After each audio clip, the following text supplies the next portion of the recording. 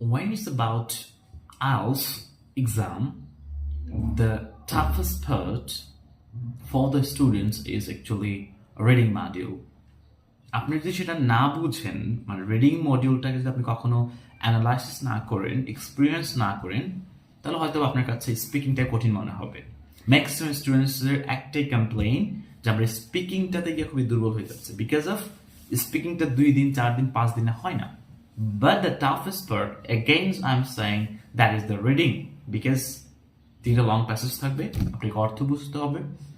এবং হ্যাঁ, এখানে অবশ্যই অনেকগুলো আমাদের টেকনিক্স আছে যেগুলো আমরা অ্যাপ্লাই করলে অনেক ক্ষেত্রে অর্থ না বুঝে আমরা অ্যান্সার করতে পারি। But if you be a learner, যে আইএলটিএস পরীক্ষা দিতে চাচ্ছেন, বাট আপনার যদি এমনটা হয়ে থাকে যে আপনার রিডিং পড়তেই সমস্যা, পড়ে অর্থে বুঝেন না, তাহলে কিন্তু আপনি ঝামেলায় আছেন। রিডিংটা কিন্তু বেসিক্যালি একবার বিগিনারদের জন্য না। কেন?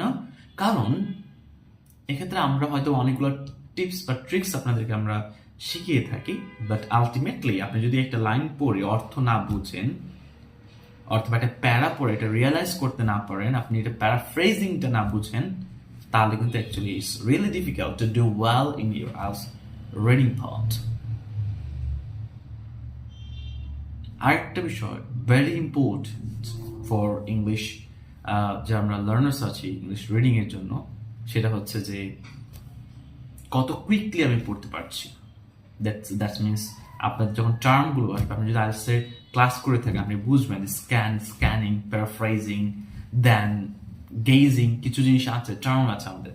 সো আপনি স্ক্যান করতে চান, স্ক্যানিং করতে চান, every time you are to read very quickly, because যে প্যাসেজগুলো থাকে অনেক লম্বা লম্বা প্যাসেজ, সেই প্যাসেজগুলো কিন্তু আপনি পড়ে, মানে আগের মতো যদি পড়েন, আপনার স্টাইলে যদি পড়েন, তাহলে কিন্তু সেটা কাভার দেওয়া সম্ভব না, ইভেন অ্যান্সার করাটা পসিবল না। সো দ্যাটস ওয়াই আপনি যদি বিজ্ঞানার হয়ে থাকেন, তাহলে it's necessary or urgent to increase your reading skill first. আগে রিডিং পড়াটা, পড়ে আন্ডারস্ট্যান্ড করাটা, এই স্কিলটা আগে ডেভেলপ করা উচিত। Then you may move to the reading module of IELTS. So that's all. English ইনসাইডের সাথে থাকুন। All the best. আল্লাহ হাফিজ।